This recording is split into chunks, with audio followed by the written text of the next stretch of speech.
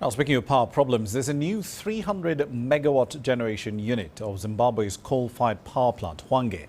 And that started feeding power into the national grid late yesterday as the state moves to ease the extended power outages that have drastically affected households and businesses alike. The government has been expanding the 920 megawatt Hwange thermal power station by adding 2 units of 300 megawatts each at a cost of $1.4 billion. 84% of that cash is coming in from China. Now, the Zimbabwe Power Company says it expects the second 300 megawatt unit to start generating power and feeding that into the grid in October.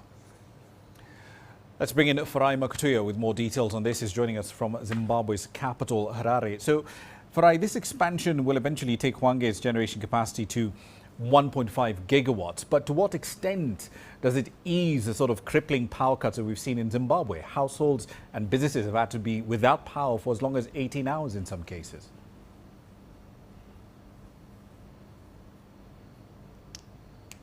Well, Rama, indeed, crippling power cuts. This news is very welcome that this Unit 7 is now up and running, or certainly being brought on stream. The relief may not be as immediate as many people might be hoping, and this is because, you know, the 300 megawatts does not immediately come on stream. We understand that there's still a lot of integration, a lot of monitoring of these systems that still needs to take place.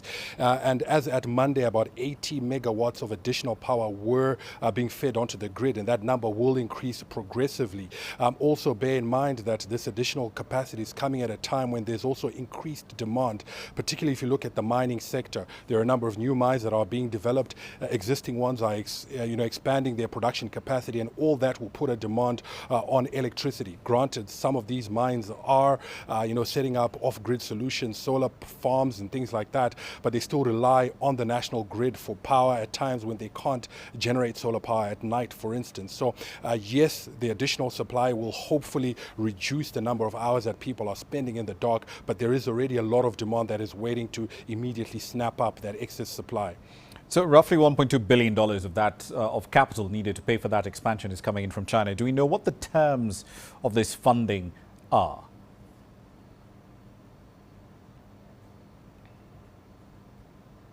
Well, Rama, this loan agreement goes back several years. It was signed back in 2015, and when the Zimbabwe Power Company issued a statement, appeared in Parliament a few years ago, they gave details that of this $1.5 billion, about $1.17 billion of that is for engineering, procurement and construction. $330 million is for the development and finance costs.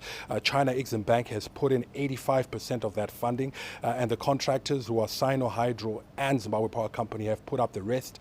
And we understand it's a long-term tenure, about 20 years at concessionary rates, and there is also a grace period before they need to start repaying that money. All right, then one last question for you. So the country, of course, does need, according to the last statement I saw from the Energy Minister, roughly 1,700 megawatts of generation capacity just to meet current demand. So beyond the Hwange expansion, right, that's 600 megawatts that will come in online now and, of course, later on in October. What are the other projects that are in the pipeline to come and meet in this demand?